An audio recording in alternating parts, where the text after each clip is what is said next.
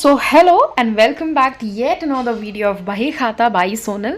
Chapter 9 तक के MCQs, case studies, assertion reasoning वाले क्वेश्चंस हमने कर चुके हैं जो कि इम्पॉर्टेंट हैं. अब आज हम करने वाले हैं चैप्टर 10 जो है फिनेंशियल मार्केट्स के कुछ important questions. So stay tuned.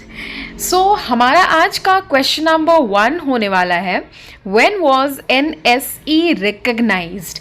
NSE का फुल फॉर्म आपको पता ही होगा जो कि है नेशनल स्टॉक एक्सचेंज. तो क्वेश्चन पूछा है नेशनल स्टॉक एक्सचेंज रिकग्नाइज कब हुआ था. तो NSE national stock exchange India में as a stock exchange recognise हुआ था 1993. तो इसलिए इसका सही आंसर हो जाएगा ऑप्शन नंबर बी 1993. NSE का बच्चों फुल फॉर्म होता है नेशनल स्टॉक एक्सचेंज. आपने अभी तक आपका पूरा टॉपिक्स सिलेबस कवर हो ही चुका होगा. तो आई होप NSE का फुल फॉर्म भी आपको पता होगा. ठीक है, तो फिर इस क्वेश्चन का सही आंसर होगा national stock exchange in India was recognized as stock exchange in the year 1993. option number B.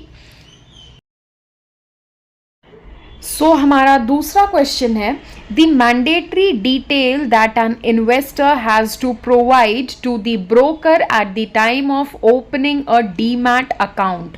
Demat account खुलवाने के समय ब्रोकर को कौन सा मैंडेटरी डिटेल फिल करना होता है ना.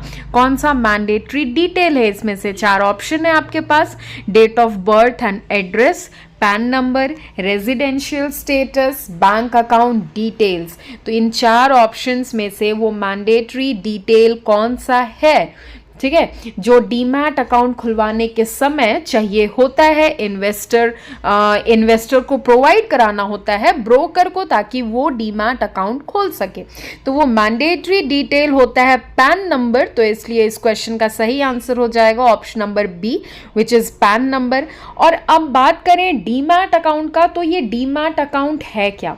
तो demat account depository services avail करने के लिए इन्वेस्टर क्या करता है, ब्रोकर से अकाउंट बनवाता है जिसको हम कहते हैं डिपॉजिट डीमैट अकाउंट. डिपॉजिटरी नहीं, डीमैट अकाउंट. ठीक है, तो यहाँ पे देखो डीमैट अकाउंट का डेफिनेशन मीनिंग भी लिखा है. Demat account is an account which an investor is required to open with a depository through its any depository participant for availing depository services. सो हमारा थर्ड क्वेश्चन है जो कि इम्पॉर्टेंट क्वेश्चन है. तो क्वेश्चन कहता है identify the correct sequence of steps to be followed in the trading procedure at the stock exchange. Stock exchange में trading procedure का सीक्वेंस हमको स्टेप्स हमको आइडेंटिफाई करना है. 2 ऑप्शन है हमारे पास. ऑप्शन नंबर ए कहता है opening a trading account and demat account. तो बात तो सही है, सबसे पहले तो हम ट्रेडिंग अकाउंट या डीमैट अकाउंट ही ओपन करते हैं. देन उसके बाद लिखा है placing an order, settlement of order, execution of order. Second option भी देख लेते हैं, opening a trading account and demat account, placing an order, execution of order and settlement of order. तो देखो यहाँ पे ऑप्शन नंबर बी सही हो जाएगा. करेक्ट सीक्वेंस होता है, स्टेप्स होता है, सबसे पहले हम डीमैट अकाउंट खोलते हैं जिसको ट्रेडिंग अकाउंट भी बोला जाता है. ठीक है, तो स्टेप नंबर 1 होगा opening a trading account and demat account. उसके बाद हम ऑर्डर प्लेस करते हैं, then placing order, then order place होने के बाद एग्जीक्यूट करते हैं ऑर्डर को, एग्जीक्यूशन ऑफ ऑर्डर. और ऑर्डर एक बार एग्जीक्यूट हो जाता है देन उसके बाद हम लास्ट में ऑर्डर को सेटल करते हैं, सेटलमेंट ऑफ ऑर्डर. तो इसलिए इसका सही आंसर ऑप्शन नंबर बी हो जाएगा. Opening a trading account, placing an order, execution of order and then settlement of order. Fourth question है, it serves as an intermediary between the investor and the depository who is authorized to maintain the accounts of dematerialized shares. 4 option है, depository participant, depository, stock exchange, none of the above. तो question पूछा है इनमें से 4 option जो दिए हैं उनमें से कौन एज एन इंटरमीडियरी सर्व करता है between the investor and the depository. तो क्या लगता है इन्वेस्टर और डिपॉजिटरी के बीच में वो एजेंट ब्रोकर किसको बोला जाता है?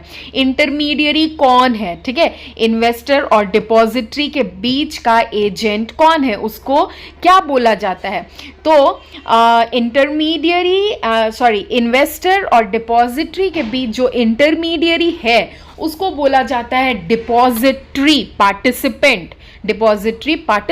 तो इसलिए इस क्वेश्चन का सही आंसर हो जाएगा option number A, that is depository participant.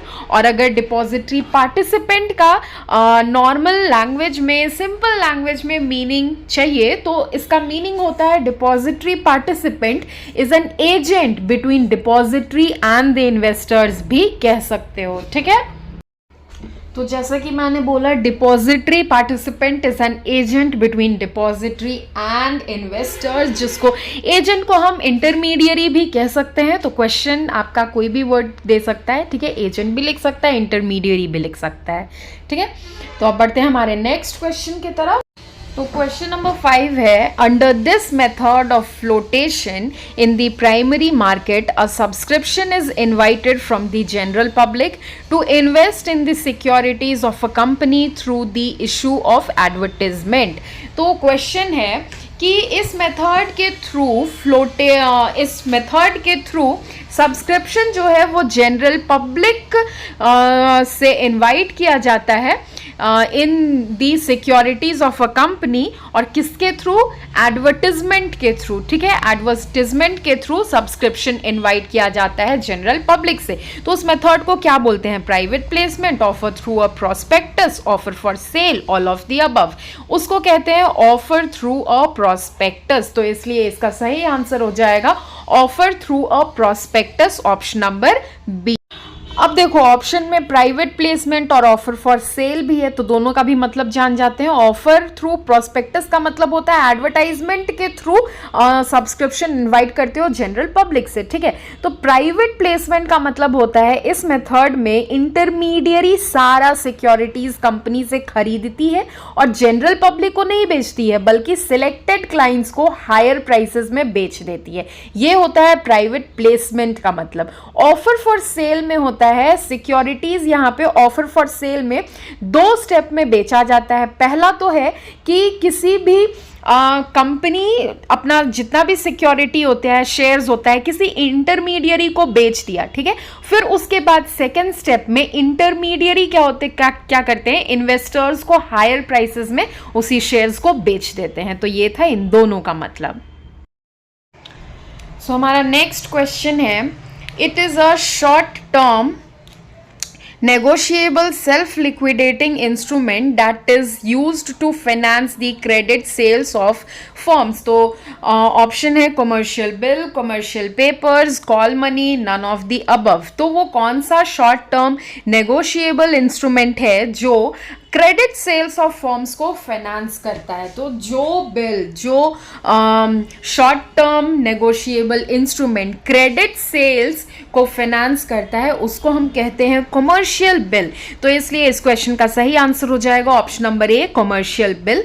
अब कमर्शियल बिल होता क्या है? ठीक है, तो जब देखो कोई भी सामान उधार में कोई सेलर बेचता है तो सेलर बिल्स ऑफ एक्सचेंज होता है ना, अभी तो सिलेबस में नहीं है, 11th में आप पढ़े होगे। ठीक है, तो सेलर जो होता है वो एक बिल ड्रॉ करता है ड्रॉवी के नाम पे। ड्रॉवी कौन हो गया? बायर के नाम पे। ठीक है, फिर बायर उसको एक्सेप्ट करता है।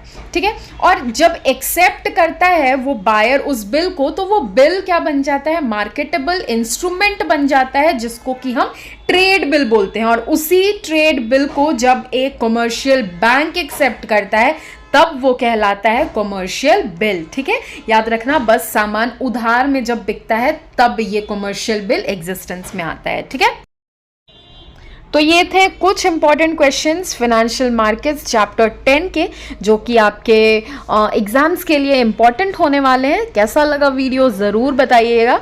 और हाँ, जल्दी मिलते हैं नेक्स्ट वीडियो के साथ दूसरे चैप्टर के कुछ इंपॉर्टेंट क्वेश्चंस के साथ।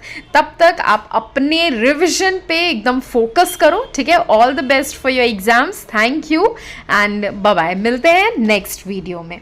चलो फिर, थैंक यू।